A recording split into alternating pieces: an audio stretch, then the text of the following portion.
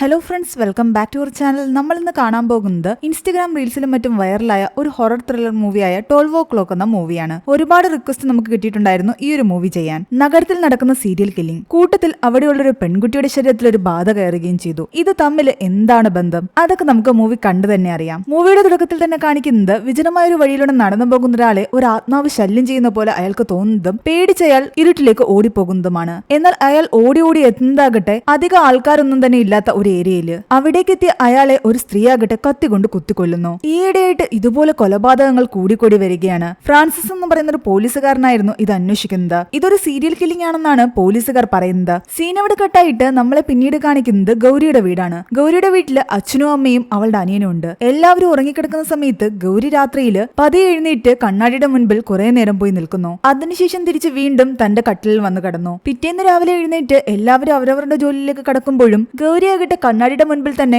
തന്റെ ഫേസ് തന്നെ നോക്കി നിൽക്കുകയാണ്. അത് കഴിഞ്ഞ് അവൾ കോളേജിലേക്ക് പോകാൻ ഇറങ്ങാൻ നേരം അവളുടെ അയൽക്കാരനായ ശർമ്മ അങ്കിള് അവളോട് സംസാരിക്കുന്നു. എന്നാൽ പതിവ് പോലെ അവൾ അയാളോട് ചിരിച്ചൊന്നും സംസാരിക്കുന്നില്ല. അവൾക്ക് എന്തു പറ്റിയെന്ന് അയാളും ചിന്തിക്കുന്നുണ്ട്. ഗൗരിയുടെ അച്ഛൻ റാവോട് ചോദിക്കുന്നുണ്ട് ഇവൾക്ക് എന്താ പറ്റിയതെന്ന്. അവൾക്ക് എക്സാമിന്റെ ടെൻഷൻ ആയിരിക്കും, അതുകൊണ്ട് അവൾ അധികം സംസാരിക്കാത്തെന്ന് റാവു പറയുന്നു. കോളേജിലേക്ക് പോയ ഗൗരി ആകട്ടെ റോഡ് സൈഡിൽ അങ്ങനെ തന്നെ നിൽക്കുകയായിരുന്നു. അവളുടെ ചെവിക്കുള്ളിൽ എന്തൊക്കെയോ സൗണ്ട് കേൾക്കുന്ന പോലെ അവൾക്ക് തോന്നുന്നുണ്ട്. കുറെ കഴിഞ്ഞ് അവൾ തിരിച്ചു വരുമ്പോ ഈ ശർമ്മയാകട്ടെ അവളെ വിളിക്കുന്നുണ്ട്. എന്നാൽ അയാളുടെ വിളി പോലും കേൾക്കാതെ അവൾ അയാളെ നോക്കുക പോലും ചെയ്യാതെ നേരെ വീട്ടിലേക്ക് പോയി. ഇവൾക്ക് എന്തോ കുഴപ്പമുണ്ടെന്ന് ശർമ്മയ്ക്ക് തോന്നാൻ തുടങ്ങി. വീട്ടിലെത്തി അവള് വീണ്ടും നേരെ ബാത്റൂമിലെ കണ്ണാടിയിൽ തന്നെ പോയി നോക്കി നിൽക്കുകയാണ്. അന്ന് രാത്രി 2 പോലീസുകാര് റോന്തു ചുറ്റാൻ ഇറങ്ങിയിട്ടുണ്ടായിരുന്നു. പക്ഷെ ആ പോലീസുകാർക്ക് പോകുന്ന വഴിയില് അവർക്ക് ചുറ്റും എന്തോ ഒരു ഫോഴ്സ് ഉള്ളതുപോലെ തോന്നുന്നു. എന്തോ ഫ്രണ്ടിലൂടെ പോയതുപോലെ അവർക്ക് തോന്നി. പേടിച്ച് പോലീസുകാർ വേറൊരു വഴിയെ പോവുകയാണ്. ആ ടൈമിൽ കുറച്ച് കുട്ടികൾ അവിടെ ശബ്ദമുണ്ടാക്കാതെ ഇരിക്കുന്ന കണ്ടിട്ട് അയാൾ ചോദിക്കുന്നുണ്ട് ഈ സമയത്ത് നിങ്ങൾ ഇവിടെ എന്താ എടുക്കുന്നതെന്ന്. അവരൊന്നും മിണ്ടാതെ ഈ പോലീസുകാരെ തന്നെ നോക്കി നിൽക്കുകയായിരുന്നു. ഇങ്ങോട്ട് വാടാന്ന് വിളിച്ചിട്ട് വരുന്നുമില്ല.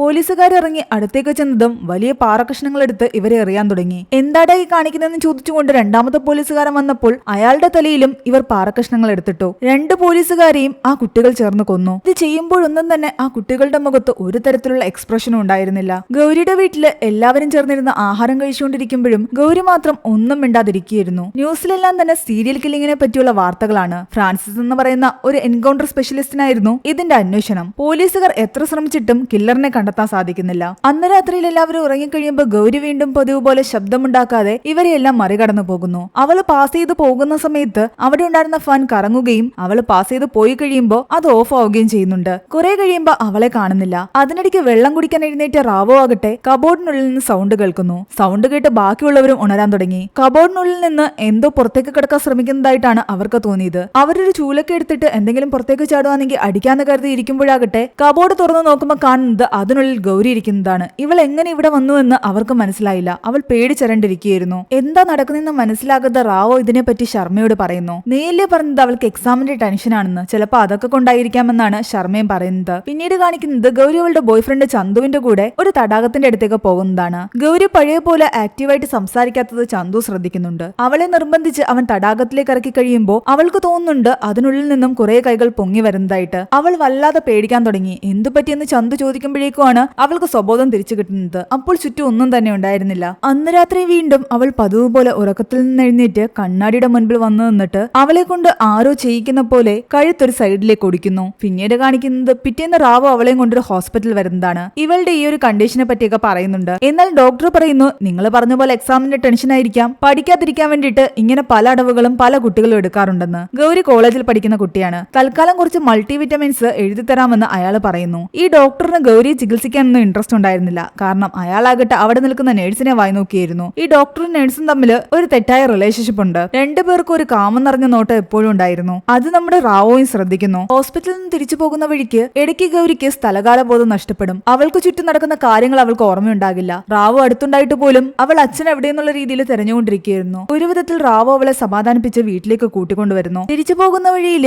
ശർമ്മ ചോദിക്കുന്നുണ്ട് നിങ്ങൾ എവിടെ പോയാണെന്ന്. അപ്പോൾ റാവോ നടന്ന കാര്യങ്ങൾ പറയുന്നു. താൻ ഡോക്ടറിനെ കാണാൻ പോയതാണെന്ന്. വീട്ടിലെത്തി കഴിയുമ്പോൾ റാവോ ആകട്ടെ ഗൗരിയോട് ചോദിക്കുന്നുണ്ട് നീ ഇതൊക്കെ അഭിനയിക്കുന്നതാണോ, എക്സാമിന്റെ ടെൻഷൻ കാരണമാണോ ഇതൊക്കെ ചെയ്തു കൂട്ടുന്നത്. എന്നാൽ ഇതെല്ലാം കേട്ടിട്ട് അവള് പൊട്ടിക്കരയാൻ തുടങ്ങി. അവൾക്കും അറിയില്ലായിരുന്നു അവളുടെ ഉള്ളിൽ എന്താണ് സംഭവിക്കുന്നതെന്ന്. അന്ന് രാത്രി ഉറങ്ങാൻ കിടന്ന ഗൗരിയാകട്ടെ ഇടയ്ക്ക് വെള്ളം കുടിക്കാൻ എഴുന്നേൽക്കുമ്പോൾ തന്റെ വീട്ടിലുള്ള ആൾക്കാരെ പോലെ മറ്റു രൂപങ്ങളെ അവൾ കാണുന്നു. പേടിച്ചു പോയ അവൾ നിലവിളിക്കുന്നു. പക്ഷെ അത് അവൾ കണ്ടൊരു സ്വപ്നം മാത്രമായിരുന്നു. അവൾ പതിയെ എഴുന്നേറ്റ് ചുറ്റും നോക്കുമ്പോൾ എല്ലാവരും അവിടെ തന്നെ കിടന്നുറങ്ങുന്നുണ്ട്. അങ്ങനെ സമാധാനത്തോടെ അവൾ വീണ്ടും കടന്നു. പക്ഷെ പിന്നീട് അവളുടെ നിലവിളി കേട്ടിട്ടാണ് എല്ലാവരും ഓടി വരുന്നത്. അവൾ പേടിച്ചുരണ്ട് റൂമിന്റെ ഒരു മൂലക്കിരിക്കുകയായിരുന്നു. പിറ്റേന്ന് അവളെ വീണ്ടും അയാൾ ആ ഡോക്ടറിന്റെ അടുത്തേക്ക് കൊണ്ടുപോയി. ആ നേഴ്സ് അവൾക്ക് എന്തോ ഇഞ്ചക്ഷൻ എടുക്കാൻ വേണ്ടിയിട്ട് ഉള്ളിലേക്ക് കൊണ്ടുപോയപ്പോ അവളാകട്ടെ ആ നേഴ്സിനെ മറ്റൊരു രീതിയിൽ നോക്കുകയായിരുന്നു. സാധാരണ ആണുങ്ങൾ നോക്കുന്ന പോലെ ഒരു രീതിയിലുള്ള വൃത്തികെട്ട നോട്ടം ആ നേഴ്സിനെ അവൾ നോക്കുന്ന കണ്ടിട്ട് ആ നേഴ്സിന് തന്നെ ആകെ വല്ലായിക തോന്നി. കുറച്ചു കഴിയുമ്പോൾ ഡോക്ടർ വന്ന് അവൾക്ക് ഇഞ്ചക്ഷൻ എടുക്കാൻ തുടങ്ങി. പെട്ടെന്ന് അവളാകട്ടെ അയാളുടെ കയ്യിൽ പിടിച്ചിട്ട് പറയുന്നുണ്ട്, ഞാൻ നിന്റെ ആ നേഴ്സ് അല്ല എന്ന്. നീ നേഴ്സും തമ്മിൽ കാണിച്ചു കൂട്ടുന്ന കാര്യങ്ങളൊക്കെ എനിക്കറിയാം. അത് കേട്ട് ഡോക്ടർ പെട്ടെന്ന് പേടിച്ചു പോയി. ഇവൾക്ക് ഇതൊക്കെ എങ്ങനെ അറിയാമെന്നായിരുന്നു അയാൾ ചിന്തിച്ചത്. എന്നിട്ട് അവൾ അവിടെ കിടന്ന് ബഹളം വെക്കാൻ തുടങ്ങി. ഇയാളെ തന്നെ മോശമായ രീതിയിൽ ടച്ച് ചെയ്തു എന്ന് പറഞ്ഞിട്ട്. അപ്പോഴേക്ക് റാവു വന്ന് ആ ഡോക്ടറിനെ അടിച്ചിട്ട് അവളെയും കൂട്ടി അവിടെ നിന്നും പോയി. അവൾ പിന്നീട് ചന്തുവിനെ കാണുന്ന സമയത്ത് ചന്തു അവളോട് പറയുന്നുണ്ട്, നീ എന്താ ഇപ്പൊ പഴയ പോലെയൊന്നും അല്ലാത്തതെന്ന്. അന്ന് നമ്മൾ തടാകത്തിന്റെ അടുത്ത് പോയപ്പോ നീ വേറെ ആരെയോ പോലെ എനിക്ക് തോന്നിയത്. എന്നാൽ ഇടയ്ക്ക് കുറച്ചു നേരം അവൾ അങ്ങനെ ഒന്നും മിണ്ടാതിരുന്നെങ്കിലും പെട്ടെന്ന് അവൾ പഴയ പോലെ ചിരിച്ച് അവനോട് സംസാരിക്കാൻ തുടങ്ങി. പിന്നീട് കാണിക്കുന്നത് ഒരു ദിവസം രാവിലെ ആകട്ടെ കിച്ചണിൽ നിന്ന് അവളുടെ അമ്മയോട് അവൾ പേര് വിളിച്ചിട്ട് മര്യാദയ്ക്ക് ഒരു കപ്പ് കോഫി കൊണ്ടുവരാൻ പറയുന്നു. ശരിക്കും അവളുടെ അമ്മ ഞെട്ടിപ്പോയി. അവളുടെ ഉള്ളില് മറ്റാരോ കയറിയ പോലെയായിരുന്നു അവൾ സംസാരിച്ചുകൊണ്ടിരുന്നത്. എന്നിട്ട് ഭയങ്കര അസഭ്യം നിറഞ്ഞ വാക്കുകളൊക്കെ പറയുകയും ചെയ്യുന്നു. പെട്ടെന്ന് അവളുടെ അച്ഛൻ വന്ന് നീ എന്താ മോളെ പറയുന്നെന്ന് ചോദിക്കുമ്പോഴാണ് അവൾ സ്വബോധത്തിലേക്ക് വരുന്നത്. ബോധം തിരിച്ചു കിട്ടിയ ഉടനെ അവൾ വീട്ടുകാരോട് ചോദിക്കുന്നുണ്ട്, ഞാനിപ്പോ എന്താ ചെയ്തത്, എന്താ പറഞ്ഞതെന്ന്, എനിക്ക് എന്തെങ്കിലും പറ്റിയോന്ന് ചോദിക്കുന്നു. ഇവളുടെ അവസ്ഥ കണ്ടിട്ട് ഇവർക്ക് ആർക്കും സഹിക്കുന്നുണ്ടായിരുന്നില്ല. റാവു ഇതിനെപ്പറ്റി ശർമ്മയോട് പറയുമ്പോ ശർമ്മ പറയുന്നുണ്ട്, മിക്കവാറും അവളുടെ ശരീരത്തിൽ ഏതെങ്കിലും ആത്മാവ് കൂടിയതായിരിക്കുമെന്ന്. നീ അതുകൊണ്ട് അവളെ ഏതെങ്കിലും താന്ത്രികന്റെ അടുത്ത് കൊണ്ടുപോകുന്നതാ നല്ലത്. അയാളത് പറഞ്ഞതും ഗൗരി എവിടെ നിന്നോ അവിടേക്ക് വരുന്നു. എന്നിട്ട് അയാളോട് പറയുന്നുണ്ട്, നീ രാത്രിയിൽ എന്താ ചെയ്യുന്നതെന്ന് എനിക്കറിയാം. നീ ഗൗരിയെ ആലോചിച്ച് മാസ്റ്റർബൈറ്റ് ചെയ്യുന്നതെല്ലാം ഞാൻ അവിടെ നിന്ന് കാണാറുണ്ട്. ഗൗരിയുടെ ഉള്ളിലെ ആത്മാവായിരുന്നു അയാളോട് അങ്ങനെ പറഞ്ഞുകൊണ്ടിരിക്കുന്നത്. തന്റെ കള്ളി വെളിച്ചത്തായത് കണ്ടിട്ട് ശർമ്മയാകട്ടെ ആകെ നാണക്കേടിലായി. റാവു ഗൗരിയോട് ചോദിക്കുന്നുണ്ട്, നീ എന്തൊക്കെയാ പറയുന്നതെന്ന്. ഞാനതെല്ലാം കണ്ടിട്ടുണ്ടെന്ന് അവള് വീണ്ടും വീണ്ടും പറയുകയാണ്. ശർമ്മ പേടിച്ച് അവിടെ നിന്ന് ഓടിപ്പോയി. ഇവളുടെ ശരീരത്തിനുള്ളിൽ ആത്മാവാണെന്ന് മനസ്സിലാക്കി ഇവളുടെ വീട്ടുകാരെന്തായാലും ആ ശർമ്മ പറഞ്ഞ പോലെ ഒരു താന്ത്രികന്റെ അടുത്ത് ഇവളെ കൊണ്ടുപോകുന്നു. എന്നാൽ അയാളാകട്ടെ ഇവളെ കണ്ട ഉടനെ ഉള്ളിലുള്ളത് ആരാണെന്ന് എന്നോട് പറ എന്ന് പറഞ്ഞിട്ട് അവളെ കുറെ ചീത്ത പറയുകയും അടിക്കുകയൊക്കെ ചെയ്യുകയാണ്. റാവു പറയുന്നുണ്ട്, എന്റെ മകളെ അടിക്കരുതെന്ന്. ഇത് നിങ്ങളുടെ മകളല്ല, ഇവളുടെ ഉള്ളിൽ ഒരു ആത്മാവുണ്ടെന്ന് ആ താന്ത്രിക് പറഞ്ഞെങ്കിലും തന്റെ മകളെ അടിക്കുന്നത് കാണാൻ സാധിക്കാതെ അയാള് ആ താന്ത്രികനെ തള്ളിമാറ്റിയിട്ട് മകളെയും കൊണ്ട് അവിടെ നിന്നും പോയി. അടി കിട്ടിയത് കാരണം ഗൗരി ആകെ അവശനിലയിലായിരുന്നു. തന്റെ മകളുടെ അവസ്ഥ കണ്ടിട്ട് റാവുവും വൈഫും ആകെ ദുഃഖിതരായി. അവളെ എങ്ങനെയെങ്കിലും പഴയ പോലെ ജീവിതത്തിലേക്ക് കൂട്ടിക്കൊണ്ടുവരണമെന്ന ഒരു ചിന്ത മാത്രമേ അവർക്കുണ്ടായിരുന്നുള്ളൂ. ഗൗരി പറഞ്ഞ വാക്കെല്ലാം കേട്ട് നാണം കെട്ട ശർമ്മയാകട്ടെ തന്റെ ഗ്രാമത്തിലേക്ക് പോവുകയായിരുന്നു. പക്ഷേ ബസ്സിൽ വെച്ച് ഗൗരിയുടെ സൗണ്ട് അയാൾ കേൾക്കുന്നു.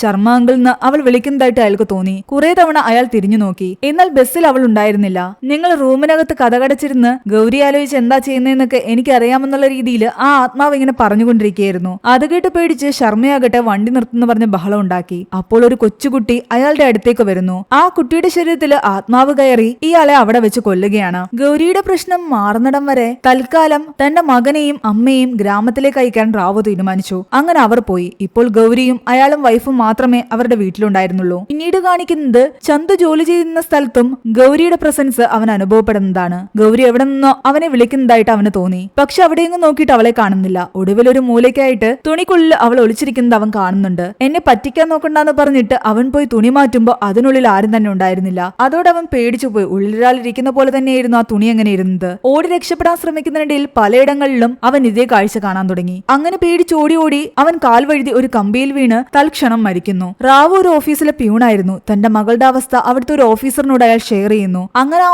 ഓഫീസർ പറഞ്ഞ പ്രകാരം ഒരു സൈക്കാട്രിസ്റ്റിനെ കാണാൻ റാവു തീരുമാനിച്ചു. ഗൗരിയും കൊണ്ട് സൈക്കാട്രിസ്റ്റിന്റെ അടുത്ത് പോയി കഴിയുമ്പോൾ അയാൾ അവളെ ഹിപ്നോട്ടിസം ചെയ്യുന്നു. നീ ആരാണെന്ന് ചോദിക്കുമ്പോൾ ഞാൻ ബാബു ആണെന്നാണ് അവള് പറയുന്നത്. നിന്റെ മുഴുവൻ പേരെന്താണെന്ന് ചോദിക്കുമ്പോൾ അതൊക്കെ അറിഞ്ഞിട്ട് നിനക്കെന്തിനാ നിന്റെ സൈക്കാട്രി കൊണ്ട് ഇതൊന്നും മാറില്ല എന്ന് പറഞ്ഞിട്ട് ഗൗരി ഇരുന്ന് ചിരിക്കുകയായിരുന്നു. ഗൗരിയുടെ ഈ കണ്ടീഷൻ കണ്ടിട്ട് ആ സൈക്കാട്രിസ്റ്റ് പറയുന്നത് ഇവൾക്ക് ഡ്യുവൽ പേഴ്സണാലിറ്റി ഡിസോർഡർ ആണെന്ന്. ഒരേ സമയം രണ്ടാൾക്കാരെ പോലെ അവൾ പെരുമാറുന്നതാണ്. കുറെ ടൈം എടുത്ത് ഇവളെ ചികിത്സിച്ച് പഴയ അവസ്ഥയിലേക്ക് കൊണ്ടുവരാമെന്നാണ് സൈക്കാട്രിസ്റ്റ് പറയുന്നത്. ആ സീൻ അവിടെ കട്ടായിട്ട് പിന്നീട് കാണിക്കുന്നത് ഗൗരി ആദ്യം ചികിത്സിച്ച ആ ഡോക്ടർ ഇല്ലേ, ആ ഡോക്ടറും നഴ്സും ആരും അറിയാതെ ഹോസ്പിറ്റലിൽ വെച്ച് സെക്സിൽ ഏർപ്പെടുന്നു. അതിനുശേഷം അവർ രണ്ടുപേര് ഫ്രഷ് ആകാൻ പോയി. പക്ഷെ അവിടെ വെച്ച് രണ്ടുപേരുടെ ശരീരത്തിലും രണ്ട് ആത്മാക്കൾ കയറുന്നു. പിന്നീട് ഇവർ രണ്ടുപേരും കെട്ടിപ്പിടിക്കാൻ നേരത്ത് പരസ്പരം കുത്തിക്കൊല്ലുകയാണ്. അങ്ങനെ കൊലപാതകങ്ങളുടെ എണ്ണം കൂടിക്കൊണ്ടേയിരിക്കുന്നു. ന്യൂസിലെല്ലാം വൻ ചർച്ചാ വിഷയമായി. ഈ നഴ്സിന്റെയും ഡോക്ടറിന്റെയും കൊലപാതകം കൂടി കണ്ടതോടുകൂടി റാവോയ്ക്ക് എന്തൊക്കെയോ സംശയങ്ങൾ തോന്നാൻ തുടങ്ങി. അപ്പോൾ അകത്തു നിന്നും ഗൗരി പുറത്തേക്ക് വന്ന് പറയുന്നുണ്ട് ആ നഴ്സിനെയും ഡോക്ടറിനെയും കൊന്നത് ഞാനാണെന്ന്. പരസ്പരം രണ്ടുപേരെയും അങ്ങോട്ടും ഇങ്ങോട്ടും കുത്തിക്കൊല്ലിച്ചതാണ്.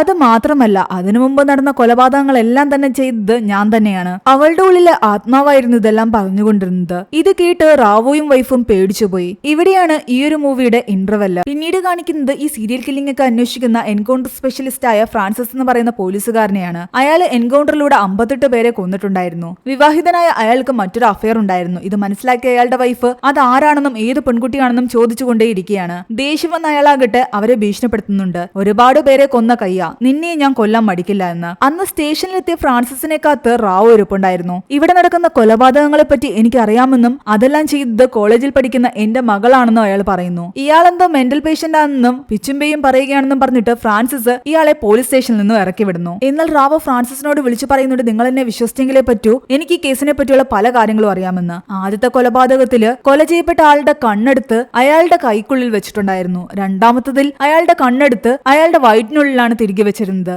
ഇതെല്ലാം തന്നെ പോലീസുകാർക്ക് മാത്രം അറിയാവുന്ന കാര്യങ്ങളായിരുന്നു. മീഡിയയ്ക്കോ പത്രത്തിനോ ഒന്നും തന്നെ ഈ വിവരങ്ങൾ കൊടുത്തിട്ടുണ്ടായിരുന്നില്ല. ഇത് റാവുയ്ക്ക് മനസ്സിലായിട്ടുണ്ടെങ്കിൽ അയാൾക്ക് ശരിക്കും ഈ മർഡേഴ്സിനെ പറ്റി പല വിവരങ്ങളും അറിയാമെന്ന് ഫ്രാൻസിസിന് മനസ്സിലായി. അങ്ങനെ ഫ്രാൻസിസ് റാവോയോട് സംസാരിക്കുമ്പോൾ റാവോ തന്റെ വീട്ടിൽ നടന്ന കാര്യങ്ങൾ പറയുന്നുണ്ട്. ഗൗരിയാണ് ഇതെല്ലാം ചെയ്തതെന്നും പറയുന്നു. അങ്ങനെ ഫ്രാൻസിസ് റാവോയുടെ കൂടെ ഗൗരിയെ കാണാൻ അയാളുടെ വീട്ടിലേക്ക് വരുന്നു. പക്ഷെ ഫ്രാൻസിസിനെ കണ്ട ഉടനെ ഗൗരിയാകട്ടെ ആണുങ്ങളുടെ വോയിസിൽ സംസാരിക്കാൻ തുടങ്ങി. അതായത് അവളുടെ ശരീരത്തിനുള്ളിലുള്ള ആ ആത്മാവായ ബാബു ആയിരുന്നു സംസാരിച്ചു കൊണ്ടിരുന്നത്. ഫ്രാൻസിസിനോട് അയാൾ പറയുന്നുണ്ട്, നിനക്കെന്നെ ഓർമ്മയില്ലേ എന്ന്. ഒരു മഴയുള്ള രാത്രിയില് നമ്മൾ രണ്ടുപേരും മാത്രം ഉള്ളിടത്ത് വെച്ച് നീ എന്നെ ഷൂട്ട് ചെയ്ത് കൊന്നില്ലേ, അതും 2 വർഷം മുമ്പ്. ഇത് കേട്ടതോടുകൂടി ഫ്രാൻസിസ് പേടിക്കാൻ തുടങ്ങി. നീ ആരാണെന്ന് ചോദിക്കുമ്പോ ബാബു ആണെന്ന് പറഞ്ഞു. അതോടെ ഫ്രാൻസിസിന് മനസ്സിലായി ഇത് ശരിക്കും ആത്മാവ് തന്നെയാണെന്ന്. അയാൾ പേടിച്ച് അവിടെ നിന്ന് ഓടി. ഈ ബാബു ഒരു സീരിയൽ കില്ലർ ആയിരുന്നു. ആൾക്കാരെ കൊല്ലാതെ അയാൾക്ക് ഇരിക്കാനേ പറ്റില്ല. അങ്ങനെയാണ് ഫ്രാൻസിസ് എൻകൗണ്ടറിലൂടെ ബാബുവിനെ കൊന്നത്. പക്ഷെ അയാൾ ആത്മാവായിട്ട് തിരിച്ചു വന്ന് ഇപ്പോഴും ആൾക്കാരെ കൊന്നുകൊണ്ടിരിക്കുന്നു. ഫ്രാൻസിസ് പോയി കഴിയുമ്പോൾ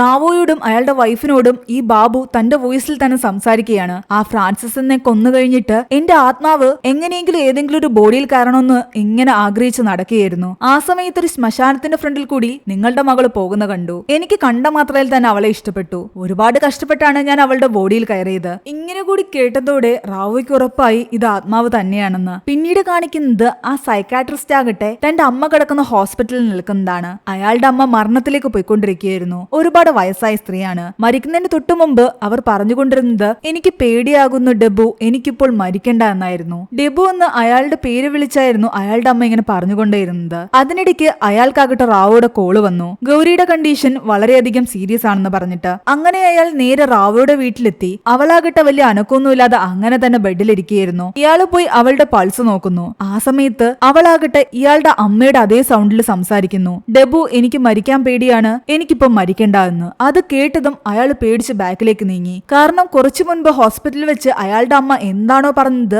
അവരുടെ വോയിസിൽ തന്നെ ഇവൾ സംസാരിക്കുന്നു. അതിനർത്ഥം അയാൾ വിചാരിച്ച പോലെ ഇവൾക്ക് ഡ്യുവൽ പേഴ്സണാലിറ്റി ഡിസോർഡർ ഒന്നും തന്നെയല്ല, ഇത് ആത്മാവ് തന്നെയാണ്. അപ്പൊ തന്നെ അയാൾക്ക് ഹോസ്പിറ്റലിൽ നിന്നും കോളും വരുന്നു, അയാളുടെ അമ്മ മരിച്ചു എന്ന് പറഞ്ഞിട്ട്. ഇവിടെ ഫ്രാൻസിസ് ആകട്ടെ താൻ കണ്ട കാര്യങ്ങളെല്ലാം കണ്ട് പേടിച്ച് കമ്മീഷണറിനോട് വന്ന് പറയുന്നുണ്ട് ഈ കൊലപാതകങ്ങളെല്ലാം നടത്തുന്നത് ഒരു ആത്മാവാണെന്ന്. എന്നിട്ട് റാവോ തന്റെ സ്റ്റേഷനിലേക്ക് വന്ന കാര്യവും താൻ റാവോയുടെ വീട്ടിൽ പോയിട്ട് കണ്ട കാര്യങ്ങളും എല്ലാം തന്നെ അയാൾ പറയുന്നു. പക്ഷേ ഈ കമ്മീഷണർക്ക് അത്ര വിശ്വാസം തോന്നിയില്ല. തനിക്ക് എന്തൊക്കെയോ സ്ട്രെസ് ഉണ്ട്, കേസിന്റെ അന്വേഷണവുമായിട്ട് ബന്ധപ്പെട്ട് എല്ലാ പോലീസുകാരും സ്ട്രെസ്സിലാണ്, അതുകൊണ്ട് താൻ കുറച്ചു ദിവസം ലീവ് എടുത്ത് വീട്ടിലിരിക്കാനാണ് കമ്മീഷണർ അയാളോട് പറയുന്നത്. തന്നെ ആരും വിശ്വസിക്കാത്ത കാരണം ഫ്രാൻസിസ് നേരെ വീട്ടിലേക്ക് പോയി. അവിടെ ചെന്നിട്ട് തന്റെ വൈഫിനോട് അത് പറയാൻ ശ്രമിക്കുന്നു. എന്നാൽ അവളാകട്ടെ ഓൾറെഡി ഇവന്റെ അഫയറിനെ പറ്റിയുള്ള ചിന്തയിൽ ഇവനോട് നല്ല ദേഷ്യത്തിലായിരുന്നു. താൻ പറയുന്നു അവള് വിശ്വസിക്കാത്ത കാരണം ദേഷ്യം വന്ന ഫ്രാൻസിസ് ആകട്ടെ കഴുത്ത് ഞെരിച്ച് അവളെ കൊല്ലുന്നു. കുറച്ചു കഴിയുമ്പോ അയാളുടെ ശരീരത്തിനുള്ളിൽ ആത്മാവ് കയറിയ പോലെ സ്വന്തം തോക്കെടുത്ത് തനിക്ക് നേരെ തന്നെ ചൂണ്ടിപ്പിടിച്ച് അയാൾ ഷൂട്ട് ചെയ്യുന്നു. ഇതെല്ലാം തന്നെ ബാബുവിന്റെ ആത്മാവിന്റെ പണിയായിരുന്നു. പിന്നീട് നമ്മുടെ കമ്മീഷണർ ആകട്ടെ ഫ്രാൻസിസ് പറഞ്ഞ കാര്യങ്ങളെ പറ്റിയൊക്കെ ഡിസ്കസ് ചെയ്യാൻ നമ്മുടെ സൈക്കാട്രിസ്റ്റിന്റെ അടുത്താണ് വരുന്നത്.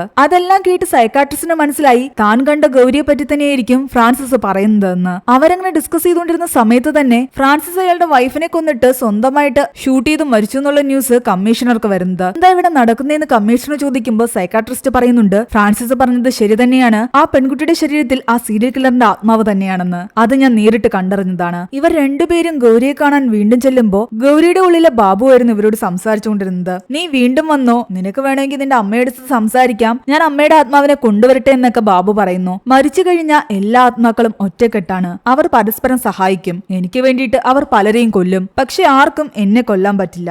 ഞാൻ മരിക്കണമെങ്കിൽ നിങ്ങൾ ഗൗരിയെ കൊല്ലണം, അവള് മരിച്ചാൽ മാത്രമേ ഞാനും ഇല്ലാതെയാകൂ. ആദ്യം ബാബു ഒരു സ്ത്രീയുടെ ശരീരത്തിൽ കയറി ഒരാളെ കൊന്നു. പിന്നീട് ആ ആത്മാക്കളെ എല്ലാം വെച്ചിട്ട് പല ആൾക്കാരുടെ ശരീരത്തിൽ കയറ്റി പല ആൾക്കാർ ആൾക്കാരെയും കൊന്നു. അങ്ങനെ മരിച്ചു കഴിഞ്ഞ ആത്മാവായിട്ടും ഇവൻ തന്റെ സീരിയൽ കില്ലിംഗ് തുടർന്നുകൊണ്ടേയിരിക്കുകയായിരുന്നു. ഇവരോട് ഇങ്ങനെ ദേഷ്യത്തിൽ സംസാരിച്ചുകൊണ്ടിരിക്കുന്നതിനിടയ്ക്ക് പെട്ടെന്ന് ഗൗരി സംസാരിക്കുന്ന പോലെയും സംസാരിക്കുന്നു. അത് കേട്ടിട്ട് റാവു വിചാരിക്കുന്നുണ്ട് ആത്മാവ് ഇറങ്ങിപ്പോയിട്ട് തന്റെ മകൾ ഗൗരി തന്നെയാണ് ഇപ്പൊ സംസാരിക്കുന്നതെന്ന്. അങ്ങനെ ഇമോഷണൽ ആയിട്ട് അയാൾ പോയി അവളെ കെട്ടിപ്പിടിച്ചതും ബാബു ചിരിച്ചുകൊണ്ട് പറയുന്നുണ്ട് ഞാൻ നിങ്ങളെ വെറുതെ പറ്റിച്ചതാണെന്ന്. ഗൗരി ഒന്നും ഇനി നിങ്ങളോട് സംസാരിക്കാൻ പോകുന്നില്ല, ഞാൻ മാത്രമേ സംസാരിക്കൂ എന്നും പറയുന്നു. കാര്യങ്ങളൊക്കെ അറിഞ്ഞ സ്ഥിതിക്ക് നിങ്ങൾ പോയിക്കോ, എനിക്ക് കുറച്ച് റെസ്റ്റ് എടുക്കണമെന്ന് പറഞ്ഞിട്ട് ബാബു അവിടെ തന്നെ കിടന്നുറങ്ങി. ഒടുവിൽ സൈക്കാട്രിസ്റ്റും കമ്മീഷണറും റാവു എല്ലാം ചേർന്ന് ഡിസ്കസ് ചെയ്യുന്നുണ്ട്. ഇനി ഇവളെ ട്രീറ്റ് ചെയ്തിട്ട് കാര്യമില്ല, ആ താന്ത്രിക്കിന്റെ അടുത്ത് തന്നെ കൊണ്ടുപോകണം. അങ്ങനെ ഇവർ ആദ്യം താന്ത്രിക്കിനോട് പോയി സംസാരിക്കുകയാണ് ഇതിനെപ്പറ്റി. താന്ത്രിക്ക് പറയുന്നുണ്ട് ഒരു വസ്തുവിനെ പോലെയാണ് നിന്റെ മകളുടെ ശരീരത്തെ ആ ആത്മാവ് ഉപയോഗിക്കുന്നത്. ഗൗരി ഒരു കൊലപാതകയല്ല, പക്ഷെ അവളുടെ ശരീരത്തിനുള്ള ആത്മാവ് ഒരു കൊലപാതകയാണ്. മരിച്ചുപോയ ഒരു വ്യക്തിയെ ഇനിയും നമുക്ക് കൊല്ലാൻ പറ്റില്ല, അവളുടെ ശരീരത്തിൽ നിന്നും ആത്മാവിനെ പുറത്തെടുക്കാനും പറ്റില്ല.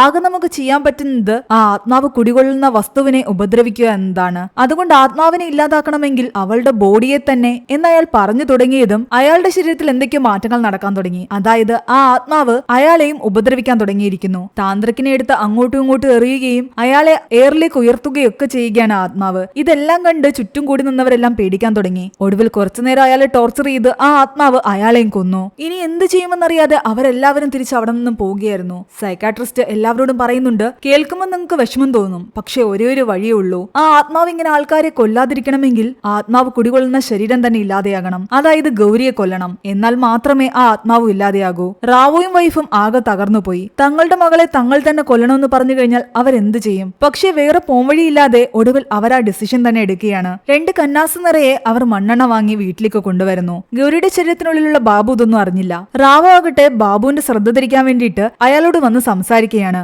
ഞങ്ങളിനി നിന്നെ ഒരു രീതിയിൽ ശല്യം ചെയ്യില്ല, നിന്റെ മകളുടെ ശരീരത്തിനുള്ളിൽ തന്നെ നീ നിന്നോ, നമുക്ക് 3 പേർക്കും ഇവിടെ ആർക്കും ശല്യം ഉണ്ടാക്കാതെ നിൽക്കാമെന്നൊക്കെ അയാൾ പറയുന്നു. ബാബുവിനെ സംസാരത്തിൽ തന്നെ പിടിച്ചു നിർത്തുകയായിരുന്നു റാവുവിന്റെ ലക്ഷ്യം. ആ സമയത്ത് റാവുവിന്റെ വൈഫാകട്ടെ ബാത്റൂമിലുള്ള വെള്ളമെല്ലാം കളഞ്ഞ ശേഷം ബാത്റൂം ലോക്കിട്ട് പൂട്ടി. എന്നിട്ട് കിച്ചണിൽ വന്ന് ഒരു ബക്കറ്റിലേക്ക് കന്നാസിൽ നിറച്ചുകൊണ്ടുവന്ന മണ്ണെണ്ണയെല്ലാം ഒഴിക്കുന്നു. ഇവിടെ ബാബു ആകട്ടെ റാവുവിനോട് പറയുകയാണ് നീ പറഞ്ഞ പോലെ നമ്മൾ 3 പേരും മാത്രം ഇവിടെ താമസിക്കുകയാണെങ്കിൽ ഒരു കുഴപ്പമില്ല, ഞാനും അതിൽ ഓക്കെയാണ്. ഇപ്പൊ ആ താന്ത്രിക്കിനെ കൊന്നത് ഫ്രാൻസിസിന്റെ ആത്മാവിനെ വെച്ചിട്ടാണ്. അതുപോലെ മറ്റേതെങ്കിലും ആത്മാവിനെ വെച്ചിട്ട് ഞാൻ നിന്റെ ഗ്രാമത്തിലുള്ള നിന്റെ അമ്മയെയും മകനെയും കൊല്ലും. അതുപോലെ തന്നെ എന്റെ സത്യം അറിയാവുന്ന കമ്മീഷണറിനെയും സൈക്കാട്രിസ്റ്റിനെയും കൊല്ലും. പിന്നെ ഒരു ശല്യവും ഇല്ല. ആരും അറിയാതെ എന്റെ കൊലപാതകങ്ങൾ എനിക്ക് നടത്തുകയും ചെയ്യാം, സ്വസ്ഥമായിട്ട് ഇവിടെ കഴിയുകയും ചെയ്യാം. റാവു അതിനെല്ലാം ഓക്കെ പറയുകയായിരുന്നു. ആ തക്കം നോക്കി അയാളുടെ വൈഫാകട്ടെ ബാക്കിലൂടെ വന്ന് മണ്ണെണ്ണ എടുത്ത് നമ്മുടെ ഗൗരിയുടെ ശരീരത്തിലേക്ക് ഒഴിച്ചു. എന്നിട്ട് തീ കൊളുത്തിയ ശേഷം ഇവർ 2 പേരും പുറത്തേക്ക് ഓടി. ആ ആത്മാവ് അലറി കരയാൻ തുടങ്ങി. പുറത്ത് സൈക്കാട്രിസ്റ്റും കമ്മീഷണറും നിൽപ്പുണ്ടായിരുന്നു. സ്വന്തം മകളെ തീ കൊളുത്തിയിട്ട്